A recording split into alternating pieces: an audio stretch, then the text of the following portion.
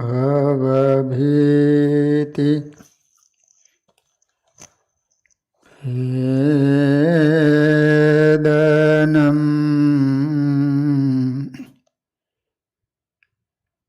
सुखसम्पत् करुणानिकेतनम्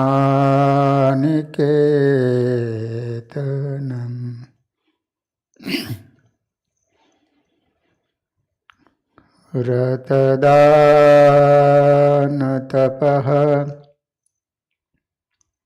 क्रियाफलम्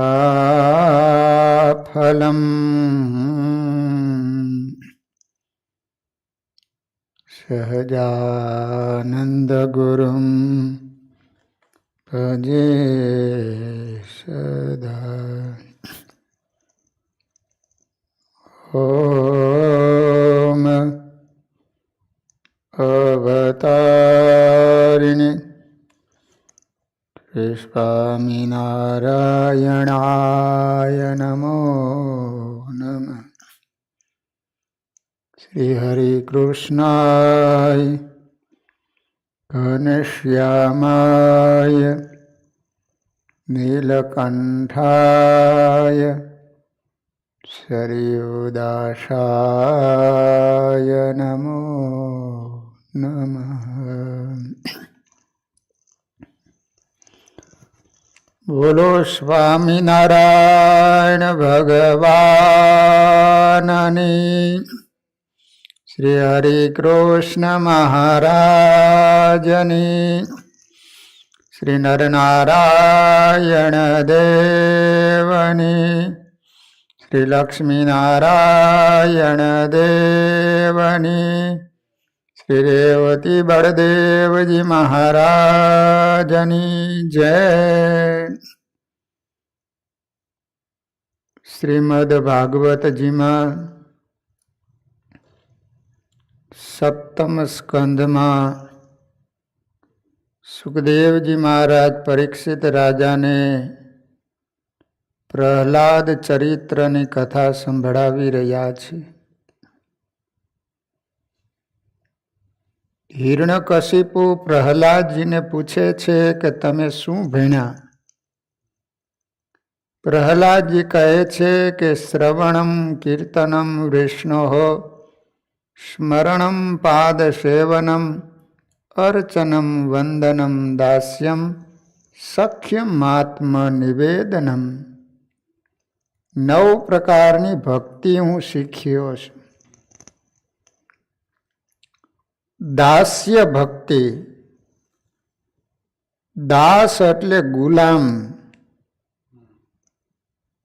जे रीते नौकर होय, चाकर होय, શેઠનો ગુલામ હોય છે, જે રીતે શેઠ કહે એ પ્રમાણે એનો નોકર કરતો હોય છે, એ રીતે આપણા સ્વામી ભગવાન છે. તો ભગવાનના કાયમને માટે દાસ બનીને રહેવું, સ્વામીની મરજીમાં સ્વામી કહે એ પ્રમાણે કરવું, એને કહેવામાં આવે છે દાસ્ય ભક્તિ. દાસ હોય ને એ કોઈ દિવસ સ્વામીને ભોગવવા યોગ્ય પદાર્થ પોતે ભોગવે નહીં. ભરતજી હતા તો રામ ભગવાન ધરતી ઉપર સૂતા તો ભરતજી ખાડો ગાળીને અંદર સૂતા હતા. મારા સ્વામી જો પૃથ્વી ઉપર સૂતા હોય તો મારાથી પૃથ્વી ઉપર ન સુવાય, હું એનો દાસ છું. હનુમાનજી મહારાજ મારા પ્રભુ મારા સ્વામી રામ ગળામાં જો ફૂલની માળા પહેરતા હોય તો મારાથી ફૂલની માળા ન પહેરાય, આંકડાની માળા પહેરે.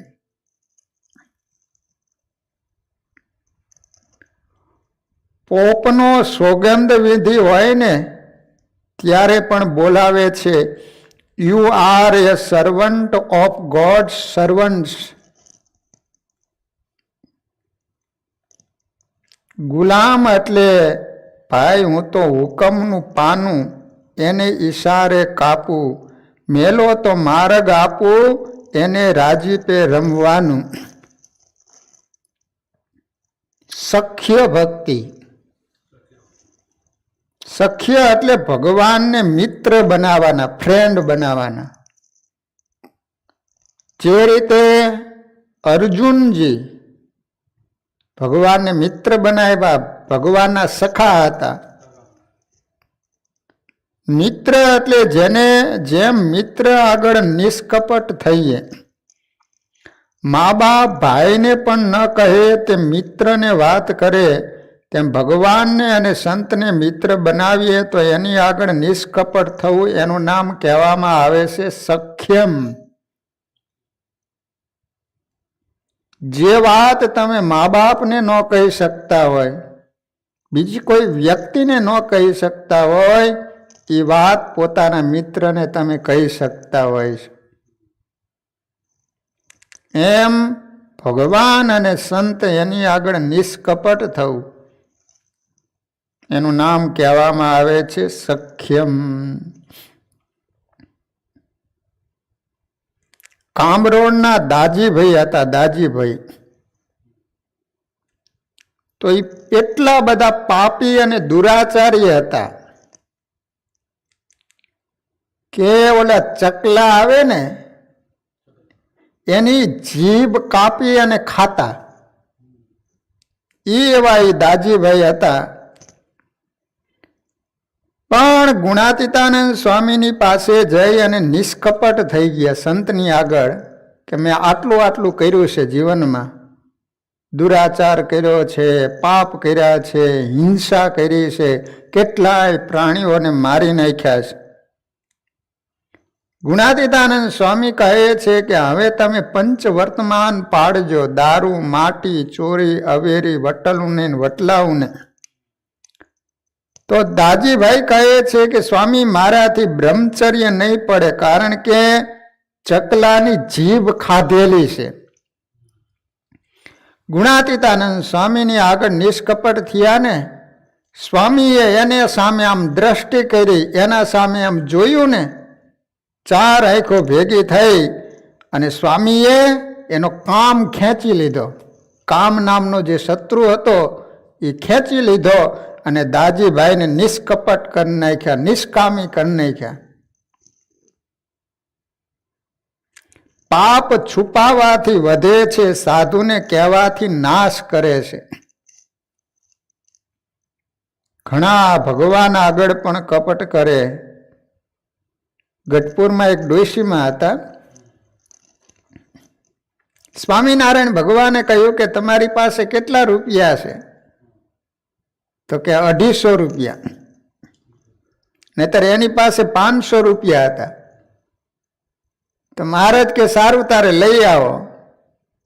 તે ડોશીમાં લઈ આવ્યા ને મહારાજને 250 રૂપિયા આપ્યા. હવે રાતે બન્યું એવું કે એના ઘરે ચોર આવ્યા, જ્યાં રૂપિયા મૂકેલા હતા અહીંયાથી લઈ ગયા. તે સવારે રોતી રોતી આવી કે મહારાજ મારા રૂપિયા લઈ ગયા. ભગવાન કે તમે તો કહેતા હતા ને 250 તો આ રહ્યા, તમે કહેતા હતા કે મારી પાસે 250 છે એમ. મહારાજને કે મહારાજ મેં 250 ઘરે રાખ્યા હતા. મહારાજ કે તમે સાચું બોલ્યા હોત ને, અમારે રૂપિયા જોતા નહોતા, તમારા રૂપિયાને અમારે બચાવવા હતા, લઈ જવા 250 રૂપિયા. જો તમે 500 લાવ્યા હોય તો 500 રૂપિયા બચી જાત. પણ તમે કપટ કર્યું ને, ખોટું બોલ્યા ને, એનું આ પરિણામ આવ્યું. એટલે ભગવાન અને સંતની આગળ કોઈ દિવસ કપટ ન રાખવું. છેલ્લી ભક્તિ છે આત્મનિવેદનમ, સર્વસ્વ સમર્પણ. પોતાની જાતને પણ ભગવાનને સમર્પણ કરી દેવી.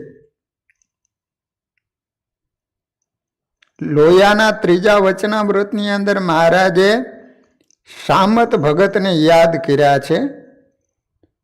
મહારાજે પૂછ્યું કે સામત ભગત, અમારે થોડાક રૂપિયાની જરૂર છે, તો થોડાક રૂપિયા આપશો? ભગવાન પણ ક્યારેક લીલા કરે ને, નકર ભગવાન તો લક્ષ્મીના ધણી છે, એને કાંઈ રૂપિયાની જરૂર પડે? તો કે સારું મહારાજ. એ ભગત કેવા હશે, ઘરે જઈ પોતાની જમીન, ગાડું, બળદ બધું જ વેચી દીધું અને 4,500 રૂપિયા સ્વામિનારાયણ ભગવાનને આપ્યા. મહારાજ કહે છે કે આટલા બધા રૂપિયા? તમારો વ્યવહાર તો સાધારણ છે ને, 4,500 ઈ જમાનામાં, આજથી 200 વર્ષ પહેલા, એટલે આટલા બધા રૂપિયા ક્યાંથી લાવ્યા? એ મહારાજ બધું થઈ ગયું, તમે તારે રાખો એમ. મહારાજ કે નહીં. પછી ભગવાને એમાંથી 1,000 રૂપિયા રાખ્યા ને બીજા દઈ દીધા ને કીધું કે જમીન તમે જેને દીધી છે તેની પાસેથી છોડાઈ આવજો. આને કહેવાય સર્વસ્વ સમર્પણ. આગળ બલિની કથા આવશે. બલિરાજાએ સર્વસ્વ અર્પણ કરી દીધું ને ભગવાનને, પોતાનો દેહ પણ અર્પણ કરી દીધો. ભગવાને માથા ઉપર પગ મૂક્યો, સીધો પાતાળમાં ખોઈ ગયેલા. ઘણા દેશ માટે પણ આત્મનિવેદન કરે છે, દેશને માટે સર્વસ્વ ફના કરી દે છે. ભગતસિંહ, ગાંધીજી, અબ્દુલ કલામ વિજ્ઞાન માટે જીવન સમર્પણ. પોતે પરણ્યા નહીં, અબ્દુલ કલામ લગ્ન ન કર્યા. અટલ બિહારી વાજપેયી દેશને માટે લગ્ન છોડ્યા. પ્રહલાદજી એના પિતાજીની આગળ કહે છે કે પિતાજી, હું આ 9 પ્રકારની ભક્તિ ભણ્યો છું, શીખ્યો છું. આ સાંભળી હિરણ્યકશિપુનો ક્રોધ આવ્યો છે. પ્રહલાદને ખોડામાંથી ફેંકી દીધા અને સેવકોને હુકમ કર્યો કે તમે જોઈ શું રહ્યા છો? આ બાળકને મારો, તે મારવા યોગ્ય છે. આ મારો દીકરો નથી પણ મારો શત્રુ છે. દૈત્યો પ્રહલાદને મારવા દોડ્યા છે. પ્રહલાદની દ્રષ્ટિ દિવ્ય હતી, તે ચારે બાજુ પ્રભુને જુએ છે. તલવારમાં પણ શ્રી કૃષ્ણ અને તલવાર જેના હાથમાં છે તેમાંય પણ શ્રી કૃષ્ણ. રાક્ષસો મારવા આવે છે પણ પ્રહલાદના જપ ચાલુ છે. દૈત્યો મારે છે પણ પ્રહલાદનો વાળ વાંકો નથી થતો. પ્રહલાદ નિર્ભય છે. ભગવદ આશ્રય કરવાથી જીવ નિર્ભય બને છે. માલિકના 1000 હાથ છે, આ 2 હાથવાળા શું કરી શકવાના છે? હિરણ્યકશિપુને આશ્ચર્ય થયું અને હુકમ કર્યો કે એને કેદખાનામાં નાખો, અન્ન જળ આપશો નહીં એટલે એ મરી જશે. પ્રહલાદને કેદખાનામાં નાખ્યા છે. છતાં પ્રહલાદ વિચારે છે, મારા ભગવાન મારી સાથે છે, પછી મને શાની બીક? માલિકનો કાયદો છે કે જગતમાં કોઈ જીવ ભૂખ્યો હોય ત્યાં સુધી વૈકુંઠમાં નારાયણ પ્રસાદ આરોગતા નથી. આજે ઠાકોરજી લક્ષ્મીજીને પૂછે છે કે જગતમાં કોઈ જીવ ભૂખ્યો તો નથી ને? લક્ષ્મીજી કહે છે બધાને મળ્યું પણ તમારો ભક્ત પ્રહલાદ જેલમાં બેઠો છે, એ ભૂખ્યો છે. ભગવાને કહ્યું દેવી એને માટે પ્રસાદ મોકલો. લક્ષ્મીજીએ સેવકોને આજ્ઞા કરી છે. પાર્ષદો થાળમાં પ્રસાદ લઈને આવ્યા છે. પ્રહલાદને કહ્યું લક્ષ્મીજીએ તારા માટે પ્રસાદ મોકલ્યો છે. પ્રહલાદજીએ પ્રણામ કર્યા. મારા માટે કારાગૃહમાં પણ પ્રસાદ મોકલ્યો. મારા પ્રભુને મારી કેટલી ચિંતા છે. કદાચ હું ભગવાનને ભૂલી જાઉં પણ મારા ભગવાન મને ભૂલતા નથી. હિરણ્યકશિપુના સેવકોને આશ્ચર્ય થયું કે અંદરથી કેસર કસ્તુરીની વાસ આવે છે. આ તો જાદુગર લાગે છે. એને હિરણ્યકશિપુને સંદેશ મોકલ્યો. હિરણ્યકશિપુ દોડતો આવ્યો. જોયું ને તો હોનાની થાળી અને મીઠાઈઓ છે, સ્વીટ છે. પ્રહલાદ પ્રસાદ આરોગે છે. તેને પ્રહલાદને પૂછ્યું આ ક્યાંથી લાવ્યો? સાચું બોલ, તને આ કોણ આપે છે? પ્રહલાદજી કે પિતાજી આ કોટડી તો મોટી છે. ગર્ભવાસની કોટડીમાં તો કેટલી નાની હોય છે. માના પેટમાં જેને મારું રક્ષણ અને પોષણ કર્યું તે જ અત્રે મારું પોષણ કરે છે. હિરણ્યકશિપુ વિચારે છે કે આ કોઈ ઉપાયે મરતો નથી, આ મને મારવા આવ્યો છે કે શું? હિરણ્યકશિપુ ગભરાયો છે. ત્યાં સંડામર્ક આવ્યા. રાજાને નિસ્તેજ ચહેરો જોઈને કહેવા લાગ્યા, આ 5 વર્ષનો બાળક તમને શું મારી શકે? અમે એને વરુણ પાસમાં બાંધી રાખીશું. 4 મહિના પછી શુક્રાચાર્ય આવવાના છે, પછી તે આજ્ઞા આપે એમ કરજો. સંડામર્ક પ્રહલાદજીને વરુણ પાસમાં બાંધીને ઘેર લાવ્યા છે. એક દિવસ ગુરુજી બહાર ગયા હતા, ત્યારે પ્રહલાદ બહાર રમતા બાળકોને ભાગવત ધર્મનો ઉપદેશ આપે છે. મિત્રો, આ સંસારમાં મનુષ્ય જન્મ ઘણો દુર્લભ છે. મનુષ્ય શરીર દ્વારા અવિનાશી પરમાત્માની પ્રાપ્તિ થઈ શકે છે. કોઈને પણ ખબર પડતી નથી કે ક્યારે આ શરીરનો અંત આવશે. આથી બુદ્ધિમાન પુરુષોએ વૃદ્ધ અવસ્થા કે જુવાનીના ભરોસે રહેવું નહીં, પણ બાળપણથી ભગવાનની પ્રાપ્તિ કરાવે તેવા સાધનોનું અનુષ્ઠાન કરી લેવું.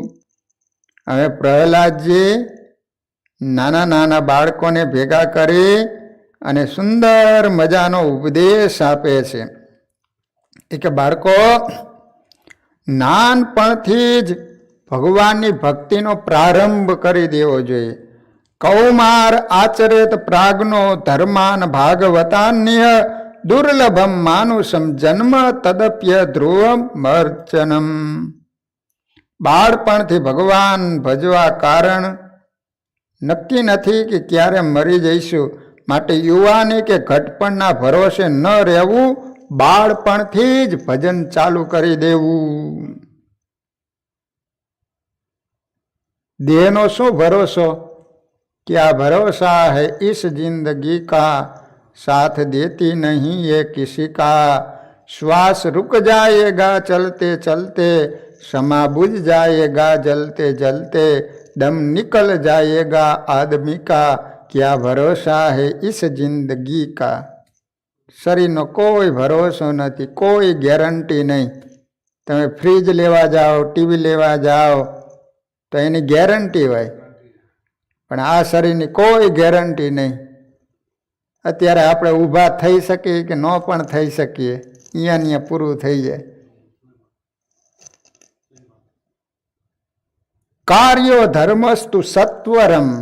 એટલા માટે શાસ્ત્રો કહે છે કે ધર્મનું કાર્ય સત્વર એટલે તત્કાળ કરી લેવું, એમાં બહુ વિચાર ન કરવો.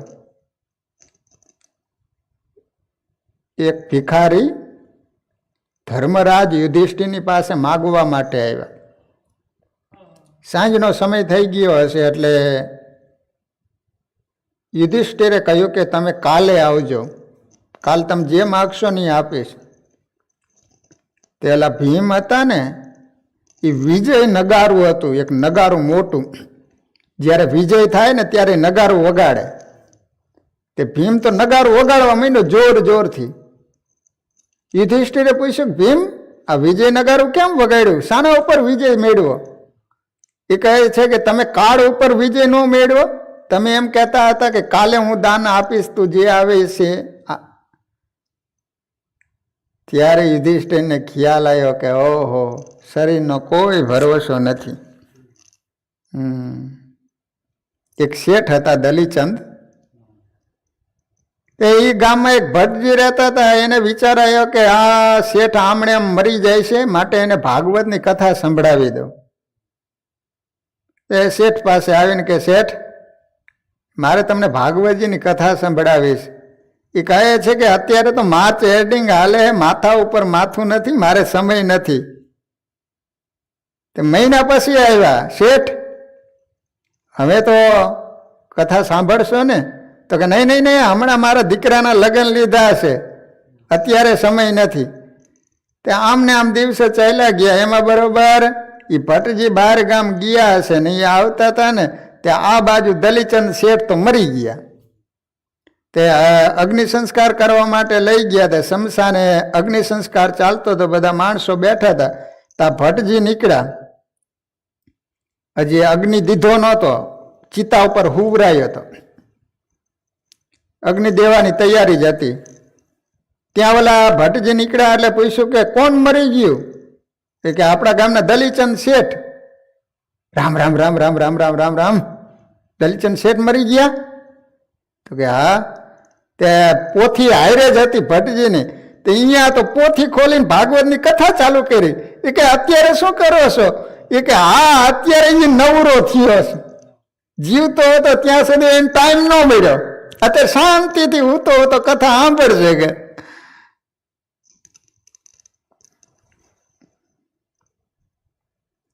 કરી લે કામ રટ નામ ઉતાવળું, કાલે કર્યાનું શુભ જે કાજ, તે તો ત્વરાથી કરવું જ આજ.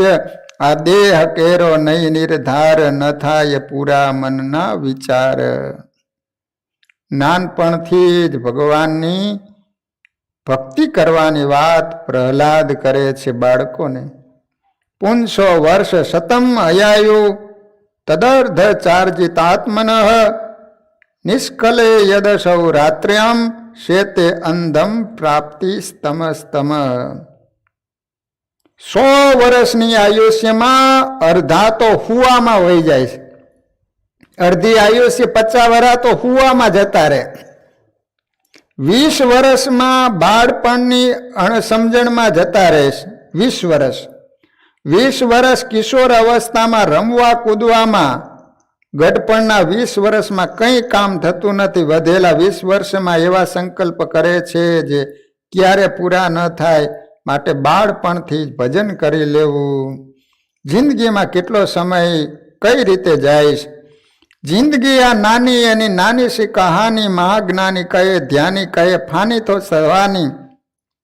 વર્ષ 100ની જિંદગાની અડધી ઊંઘમાં જવાની, અને અડધી જે રહી છે એની કથની કહેવાની. બાળપણની નાદાની ખેલકૂદમાં જવાની, જોત જોતામાં મસ્તાની જુવાની આવવાની. આવીને બેસવાની, નાચવાની, કૂદવાની, અત્તરોની મેક મેકવાની. જવાની તું જવાની ને ન કોઈનું માનવાની, ને જતા જતા કાનમાં કહેવાની હવે હું નથી રહેવાની. જુવાની જવાની, જતા જતા લાત મારવાની.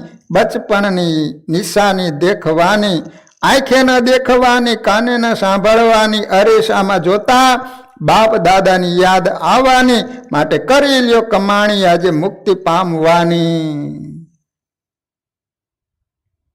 ગટપણમાં પછી હરખું સંભળાય નહીં.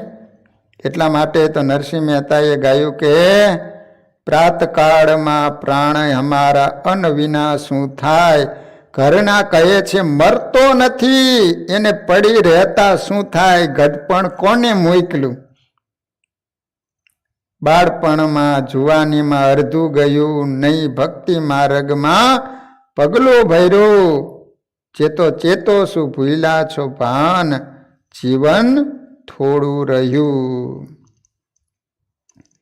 માટે ભાગવતજીમાં સુંદર મજાનો પ્રહલાદ બાળકોને ઉપદેશ આપે છે કે મરી જશો મૂર્ખાઓ, માટે ભગવાનનું ભજન કરો. શરીર અનિત્ય છે, નાશવંત છે, પણ આ શરીરથી નિત્ય એવા પરમાત્માના દર્શન થાય છે, પરમાત્માને પ્રાપ્ત કરી શકાય છે. મનુષ્ય શરીર, મનુષ્ય જન્મ દુર્લભ છે. આ શરીર બહુ મોંઘું છે, કિંમતી છે.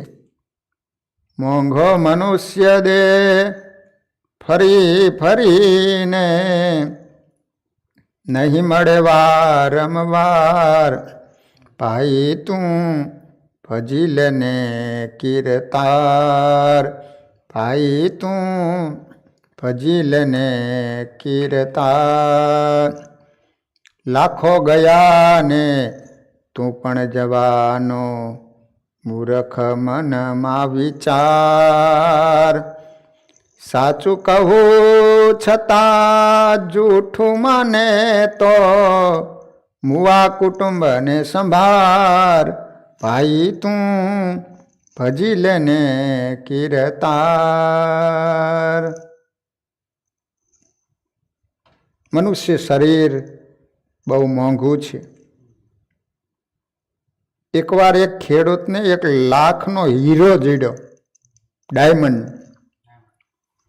એ જાણતો નથી કે એની કિંમત હીરો મળ્યો છે. હીરામાં ચડકાટ છે, તેથી હીરો એને બાળકને રમવા આપ્યો. ખેડૂતના ઘરમાં 1 લાખનો હીરો, છતાં તે ગરીબ છે, દુઃખી છે. આ જ મનુષ્ય જીવનની કિંમત મહત્તા ન સમજાય તો મનુષ્ય સંસાર સાથે રમે છે. મનુષ્ય શરીર અતિ કિંમતી છે. પહેલા મનુષ્યનું આયુષ્ય 100 વર્ષનું ગણવામાં આવતું. આજે તે સ્થિતિ નથી.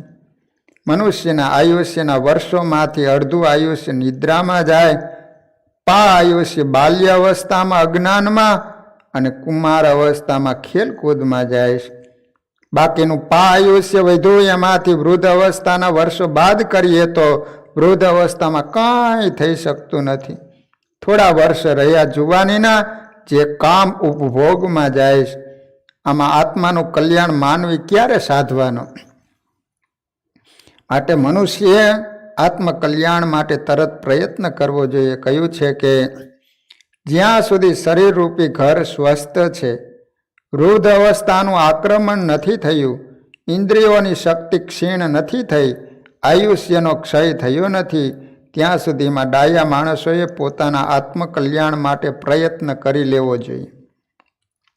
નહીતર ઘરમાં આગ લાગ્યા પછી કૂવો ખોદવાના પ્રયત્નનું શું પ્રયોજન? આપણા મસ્તક પર અનેક પ્રકારના ભયો સવાર થયેલા છે. શરીરમાં રોગ, શોકગ્રસ્ત બની મૃત્યુને વશ થઈ જાય એ પહેલાં આ શરીર કે જે ભગવદ પ્રાપ્તિ માટે સક્ષમ છે, તેનાથી બુદ્ધિમાન પુરુષોએ પોતાના કલ્યાણ માટે પ્રયત્ન કરી લેવો જોઈએ. માનવી દુઃખ માગતો નથી, પણ દુઃખ આવીને ઊભું રહે છે. કોઈ એવી માનતા રાખતો નથી કે મને તાવ આવે તો હું સત્યનારાયણની કથા કરાવીશ. તેમ છતાં તાવ તો આવે જ છે. વગર પ્રયત્ને પ્રારબ્ધ પ્રમાણે દુઃખ આવે, તેમ વગર પ્રયત્ને પ્રારબ્ધ પ્રમાણે સુખ પણ આવે છે. પ્રારબ્ધ એ પૂર્વ જન્મના કર્મનું ફળ છે. માટે સુખ દુઃખ માટે પ્રયત્ન ના કરો, પ્રયત્ન પ્રભુને મેળવવા માટે કરો. સત્કર્મમાં પ્રયત્ન પ્રધાન છે, પ્રારબ્ધ નહીં. સત્કર્મમાં વિઘ્ન કરવાની શક્તિ પ્રારબ્ધમાં નથી. મનુષ્યની પોતાની દુર્બળતાથી પ્રભુ ભજનમાં વિઘ્ન આવે. વેદોનું જ્ઞાન હોય, શાસ્ત્રની સર્વ વિદ્યા મોઢે હોય, કવિત્વમય વાણીમાં સુંદર ગદ્ય પદ્ય કરવાની શક્તિ હોય, તેમ છતાં પણ જો હરિચરણમાં ચિત્ત ન લાગેલું હોય તો આ બધાયનો કોઈ અર્થ નથી. ષડંગાદિ વેદો, મુખ્ય શાસ્ત્ર વિદ્યા, કવિત્વાદિ ગદ્યમ સુપદ્યમ કરોતિ. બધી આ વિદ્યા શીખેલો હોય પણ પ્રભુના ચરણમાં જો ભક્તિ ચિત્ત ન લાગે તો એનો કોઈ અર્થ નથી. દૈત્ય બાળકો પ્રહલાદને પૂછે છે કે પરમાત્માને પ્રસન્ન કેવી રીતે કરવા, ભગવાને રાજી કઈ રીતે કરવા? પ્રહલાદ કહે છે, એક જ ભગવાનમાં સર્વમાં રહેલા છે એવી દ્રષ્ટિ કેળવો. આ માટે તમે તમારા દૈત્યપણાનો તેમજ આસુરી ભાવનો ત્યાગ કરી સર્વ પ્રાણીઓ ઉપર દયા કરો, પ્રેમથી ભલાઈ કરો. આથી ભગવાન પ્રસન્ન થાય છે. ભગવાન જ્યારે કૃપા કરે છે ત્યારે મનુષ્યની પાસવી બુદ્ધિ નષ્ટ થાય છે. ભગવાનને પ્રસન્ન કરવાનું બીજું સાધન છે કીર્તન. નામ એ જ બ્રહ્મ છે. ઈશ્વરનું નિર્ગુણ સ્વરૂપ અતિ સૂક્ષ્મ છે. મન અને બુદ્ધિ અતિ સૂક્ષ્મ ન થાય ત્યાં સુધી ઈશ્વરના નિર્ગુણ સ્વરૂપનો અનુભવ થતો નથી. ગીતામાં અર્જુન પણ ભયથી બોલી ઉઠેલા છે કે તમારું રૂપ જોઈ મારું મન ભયથી વ્યાકુળ થઈ રહ્યું છે. નામ બ્રહ્મ સર્વને દેખાય છે અને અનુભવાય છે. કીર્તનમાં તાલી પાડવાથી નાદ બ્રહ્મ થાય છે. નાદ બ્રહ્મથી જગતની વિસ્મૃતિ થાય છે. જગતનો સંબંધ છૂટે છે અને બ્રહ્મ સંબંધ થાય છે. નામ બ્રહ્મ અને નાદ બ્રહ્મનો સંયોગ થાય, એક થાય તો પરબ્રહ્મ પ્રગટ થાય. ભગવાનને પ્રસન્ન કરવા ન દાન, ન તપ, ન યજ્ઞ, શૌચ, ન વ્રત પર્યાપ્ત છે. આ સર્વનો વિતંબના માત્ર છે. ભગવાન કેવળ નિષ્કામ ભક્તિથી પ્રસન્ન થાય છે, માટે ભક્તિ કરો. પ્રહલાદ દૈત્યો પાસે કીર્તન કરાવે છે. હરે રામ રામ રામ હરે હરે, ભગવાનના નામની ધૂન બોલાવે. સર્વ બાળકો તાલી પાડી કીર્તન કરે, નાચે છે. પ્રહલાદજી પણ નાચતા નાચતા તન્મય થયા. તેવામાં સંડામર્ક ત્યાં આવ્યા. તેમણે વિચાર કર્યો આ બાળકોને બગાડે છે, આ હવે નહીં સુધરે. હિરણ્યકશિપુને ખબર પડશે તો અનર્થ થશે. તેઓ પ્રહલાદજીને કહેવા લાગ્યા, પ્રહલાદ ત્યાં શું માંડ્યું છે? ભજન બંધ કરો. પ્રહલાદનું મન શ્રી કૃષ્ણમાં હોવાથી કંઈ સાંભળી શક્યા નહીં. સંડામર્કને લાગ્યું કે આ તાલી અટકે તો કીર્તન અટકશે, એટલે પ્રહલાદને પકડવા ગયા અને પ્રહલાદનો હાથ પકડ્યો. સંડામર્કનો જેવો પ્રહલાદને સ્પર્શ થયો તે પણ કીર્તન કરતા નાચવા લાગ્યા. તે દિવસે હિરણ્યકશિપુએ વિચાર કર્યો કે ગુરુજી આ બાળકોને કેવું ભણાવે છે એ મારે જોવું છે. એટલે તેને સેવકને જોવા મોકલ્યો. સેવક ત્યાં આવ્યો અને દ્રશ્ય જોઈને વિચારમાં પડી ગયો. ગુરુને ને ચેલાવા તો નાચે છે, ગુરુ ભેગા કીર્તન કરે છે. તેથી બૂમો કોઈએ સાંભળી નહીં. એટલે પ્રહલાદનો હાથ પકડી બેસાડવા ગયો. ત્યાં તો એને પણ ચેપ લાગ્યો. બધા સાથે એ પણ નાચવા લાગ્યા. સેવકને આવતા વાર થઈ એટલે હિરણ્યકશિપુ બીજા સેવકને તપાસ કરવા મોકલ્યો. તેની પણ એવી જ દશા થઈ જેવી પહેલા સેવકની થઈ હતી. એના પછી પણ જેટલા સેવક આવ્યા એની પણ એ જ સ્થિતિ થઈ. હિરણ્યકશિપુને આશ્ચર્ય થયું, જે જાય છે પાછો કેમ નથી આવતો? આ છે શું? એ જાય તે તપાસ કરવા આવ્યો અને જોયું ને તો ગુરુ ચેલા રાજસેવકો બધા નાચતા નાચતા કીર્તન ભક્તિ કરે. એકદમ ગુસ્સે થયો, આ બધું શું માંડ્યું છે? તેને ભજન મંડળીના એક એકને ખેંચીને બેસાડી દીધા. ઇલેક્ટ્રિકનો બલ્બ ઉડી ગયો હોય તો એને કરંટ મળે તો પણ પ્રકાશ થતો નથી. ભજન થંભી ગયું. હિરણ્યકશિપુનો ન અર્થ થયું એનાથી. કારણ શું? એ ઉડેલો બલ્બ હતો. બીજા બધાને એનો કરંટ લાગ્યો. બધા કીર્તન ભક્તિ કરવા માંડ્યા, પણ હિરણ્યકશિપુ ન કરવા માંડ્યો, કારણ કે ઉડેલો લેમ્પ હતો. ભજન થંભી ગયું. ગુરુએ સર્વે હકીકત હિરણ્યકશિપુને કહી. હિરણ્યકશિપુ ક્રોધે ભરાણો અને પ્રહલાદને કહેવા લાગ્યો, હજુ તું મારા શત્રુ વિષ્ણુનું કીર્તન કરે, તને શરમ નથી આવતી? મારા સિવાય બીજો ઈશ્વર છે ક્યાં? આજે હું તને મારી નાખીશ. એ પ્રહલાદને ઉઠાવી દરબારમાં લાવ્યો. ક્રોધમાં એને જમીન ઉપર પછાડ્યો તો ધરતીમાં એને ગોદમાં ઉઠાવી લીધો. પ્રહલાદજી પિતાને વંદન કરે છે. હિરણ્યકશિપુ કહે છે, તું મારું કહ્યું માનતો નથી એટલે ખોટો વિનય કરે. બ્રહ્માદિક દેવોનો મેં પરાભવ કર્યો છે. બધા દેવો મારાથી થર થર કાંપે. તને ક્યાં દેવનું બળ છે? તને ડર કેમ નથી લાગતો? પ્રહલાદ કહે છે, ભગવાન મારું રક્ષણ કરે છે. હિરણ્યકશિપુ કહે, મને બતાવ તારું રક્ષણ કરનાર વિષ્ણુ ક્યાં છે? પ્રહલાદ કહે છે કે મારો પ્રભુ તો સર્વત્ર સર્વમાં રહ્યો છે. એ વખતે હિરણ્યકશિપુની બહેન હોળિકા ત્યાં આવી છે અને ભાઈને કહે છે કે ભાઈ, તમારે પ્રહલાદને જ મારી નાખવો છે ને? તો કે મારી પાસે એક ચૂંદડી છે અને એ ઓઢીને સૂવું એટલે મને અગ્નિ કાંઈ કરી શકતી નથી. તો હું પ્રહલાદને ગોદમાં લઈને બેસીશ ચૂંદડી ઓઢીને, મને કંઈ નહીં થાય ને તમારો પ્રહલાદ સળગી જશે. પછી તો લાકડાનું ઓલું ગોઠવવાનું આવ્યું અને એના ઉપર હોળિકા બેઠી અને પ્રહલાદજી ખોળામાં લીધેલા છે. હોળિકા કહે છે કે એને આગ લાગશે ને એટલે એ રાયડું પાડશે, બચાવો બચાવો.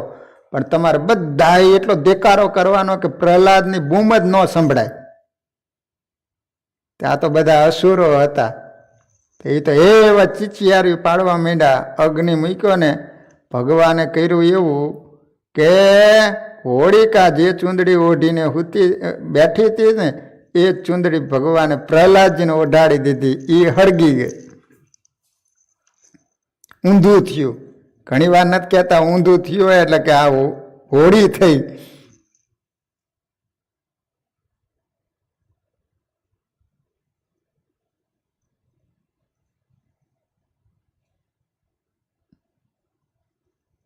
પ્રહલાદજીને આટલા કષ્ટો અને દુઃખ આપવામાં આવ્યા, છતાંય પણ એને ભગવાનને ન છોડ્યા. સર્વે થકી શ્રી હરિ છે સમર્થ, બીજા તણી બીક બધાયની વ્યર્થ. શરીરને સંકટ શ્રેષ્ઠ થાય, તથાપી સત્સંગ નહીં તજાય. ફણેન્દ્રને તો મણિપ્રિય લાગે, તે જીવતા તો કદીએ ન ત્યાગે. મેં સત્સંગ કીધો નિજ શીશ સાટે, નહીં તજુ નાથ તણે ઉચાટે. મણિધર હોય ને, મણિધર નાગ, જેના મસ્તકમાં મણિ હોય,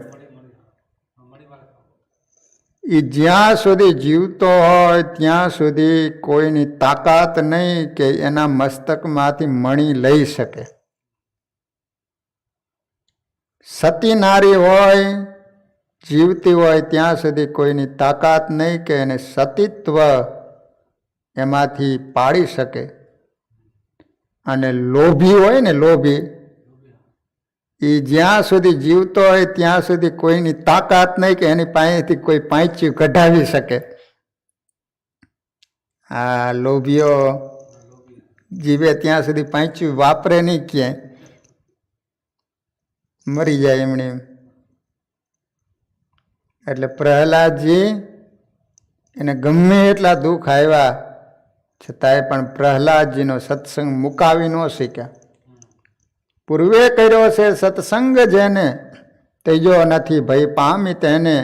પ્રહલાદને દુઃખ અપાર દીધું, સત્સંગ માટે સૌ સાખી લીધું.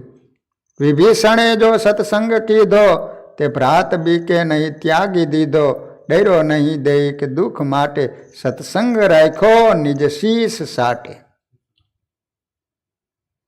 જો કોઈ રાજા કદી કાંધ મારે, કે લોક ધિક્કાર ઘણા ઉચાટે.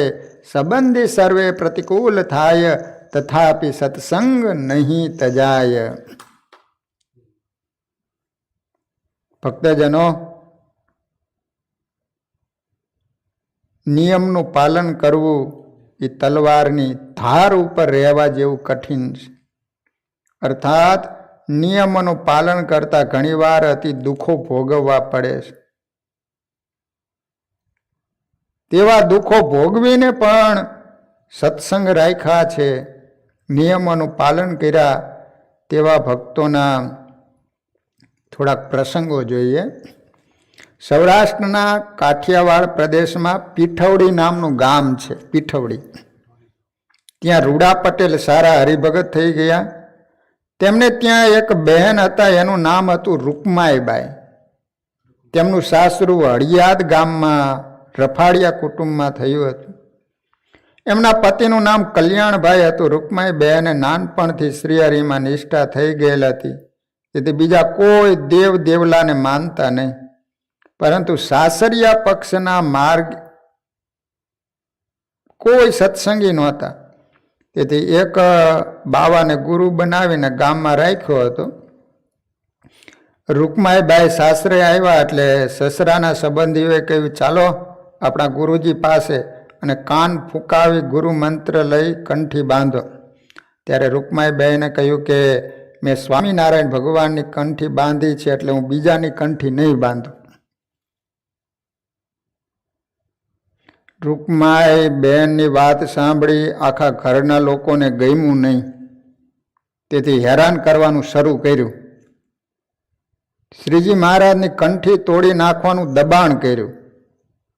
રૂકમાઈ બહેન તો દરરોજ સવારે 4 વાગે જાગે, નાઈ પવિત્ર થઈ પૂજા કરે અને ઘંટીએ અનાજ દળતા દળતા કીર્તનો બોલે.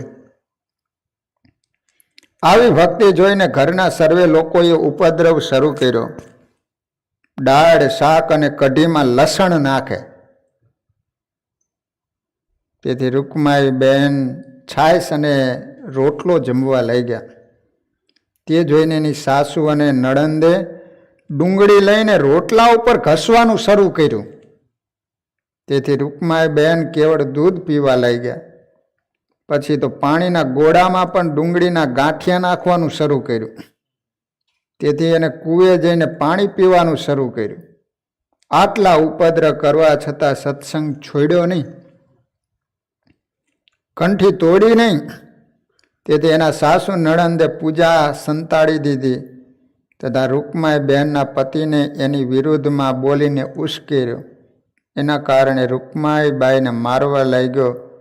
છતાં પણ એક શબ્દ બોલ્યા સિવાય રૂકમાઈ બહેન મનમાં હરિસ્મરણ કરતા કરતા બધું જ સહન કરવા લાગ્યા.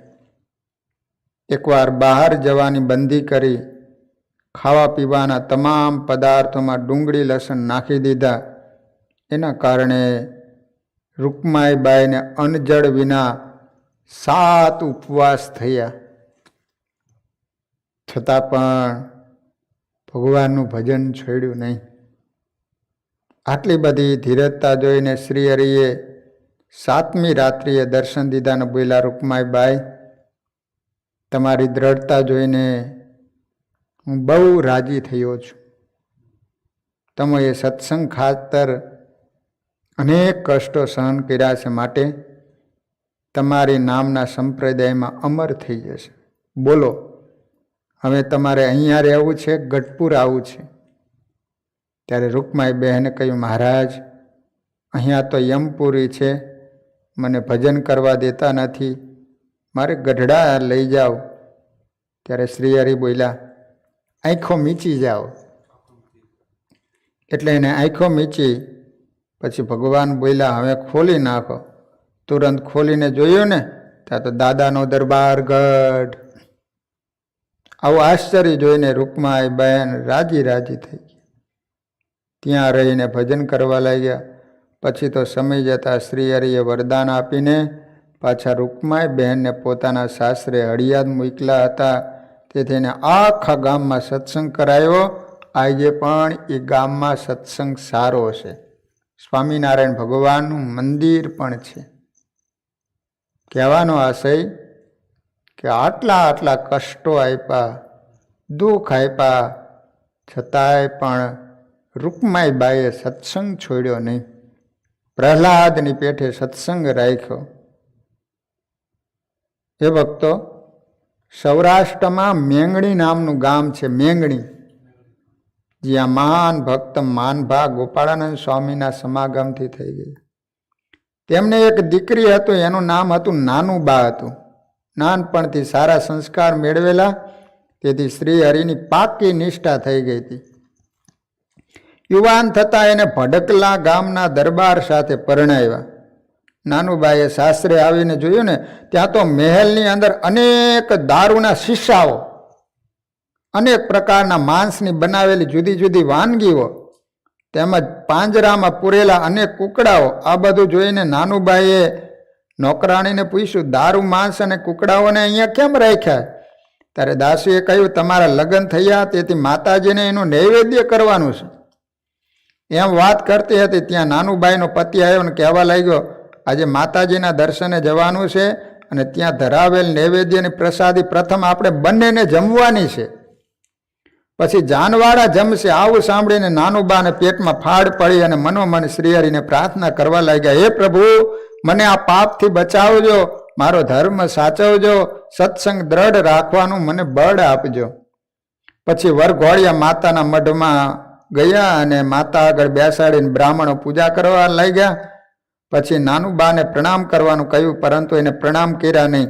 તેથી બ્રાહ્મણે કારણ પૂછ્યું ત્યારે નાનુબાએ જવાબ આપ્યો, મારા ઈષ્ટદેવ સ્વામિનારાયણ ભગવાને કહ્યું છે કે જે દેવદેવી આગળ માંસનું નૈવેદ્ય થતું હોય તે દેવીને ક્યારે પણ માનવા નહીં અને પ્રણામ પણ કરવા નહીં. માટે મેં પ્રણામ કર્યા નથી. પછી તો દારૂ માંસના બનાવેલ પકવાનોને લાવીને દેવીને આગળ ધરાવવામાં આવ્યા. ત્યારબાદ નાનુબાને દારૂ પીવા અને માંસ ખાવાનું કહેવામાં આવ્યું, કારણ કે ત્યાં કુરિવાજ હતો કે જેના લગ્ન થાય અને પ્રથમ નૈવેદ્ય જમવાનું, ત્યાર પછી બીજાઓ જમે. નાનુબાએ સ્પષ્ટ ના કહી દીધી. તેથી એનો પતિ ક્રોધ કરીને બોલ્યો, તારા બાપનો ધર્મ ત્યાં રાખજે, અહીંયા તો માતાજીને માનવા પડશે અને નૈવેદ્ય દારૂ માંસ ખાવું જ પડશે, સમજી? વરરાજાનું આવું કહેવું સાંભળી આગેવાનોએ કહ્યું, હમણાં નવા છે એટલે ના કહે છે, પછી મનાવી લઈજો, અત્યારે ન ખાય તો રહેવા દો. પછી સૌ ઘરે ગયા. નાનુબાના પતિએ ઉપદ્રવ શરૂ કર્યો. અંતમાં એને કહ્યું કે આવતી નવરાત્રિમાં નૈવેદ્ય નહીં જમે તો તને પરાયણે દારૂ પાવામાં આવશે અને માંસ ખવડાવવામાં આવશે. નવરાત્રિ આવી, દારૂ માંસ ખાવાનું કહ્યું. નાનુબાઈએ ના કહી. તુરંત એના પતિએ ચોટલો પકડીને પછાડ્યા અને છાતી ઉપર ચડી ગયો. પછી બંને હાથ પકડીને મુખ ખોલવા ગયો. ત્યાં તો નાનુબાઈએ શ્રીહરિને યાદ કરી જોરથી ધક્કો માર્યો, તેથી પેલો પડી ગયો. તુરંત દોડીને નાનુબા રૂમમાં જતા રહ્યા અને અંદરથી બારણું બંધ કરી દીધું. એનો પતિ ઊભો થઈને બોલ્યો, આજે તારા ભગવાનને ભજી લે, કાલે તારા ભગવાનને કહેજે બચાવવા આવે, કાલે તને બાંધીને દારૂ પાવામાં આવશે, એમ ધમકી આપીને જતો રહ્યો. કમરામાં બેસીને નાનુબાએ ચિઠ્ઠી લખી એક ખાનગી નોકર દ્વારા મેંગણી મોકલી. તે સમયમાં માનભા બાપુ ધામમાં ગયા હતા, તેથી એના ભાઈના નામે ચિઠ્ઠી લખી હતી. નોકરે જઈને આપી. તેથી ચિઠ્ઠી ખોલી વાંચવા લાગ્યો. એમાં લખેલું હતું, હે મારા માળી જાયા વીર માધવસિંહ તથા મેરુભા, ભડકલાથી લેખિતન પાંખ વિનાની પંખીડી જેમ ટળવડતી તમારી બહેન નાનુબાના અંતિમ જય સ્વામિનારાયણ સ્વીકારજો. વિશે જણાવવાનું કે હે મારા વીરાવો, હું સાસરે આવી છું ત્યારથી મારી ઉપર અનેક પ્રકારના ઉપદ્રવો થાય, દારૂ માંસ ખવડાવવા માટેના પ્રયત્નો થાય, તેમજ માર ઝૂડ પણ થાય.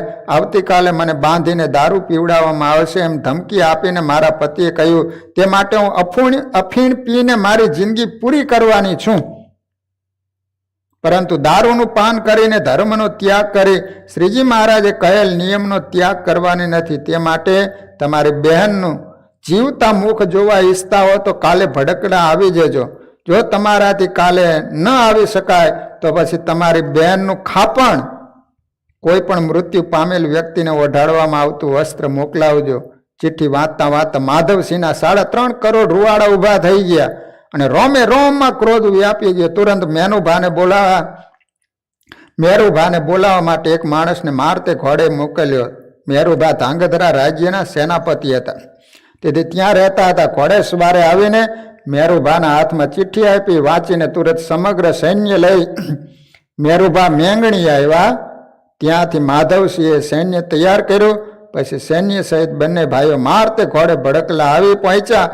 આ બાજુ નાનુબા અફીણ તૈયાર કરીને એક બાજુ પતિની રાહ અને બીજી બાજુ ભાઈઓની રાહ જોઈને બારીએ બેઠા હતા.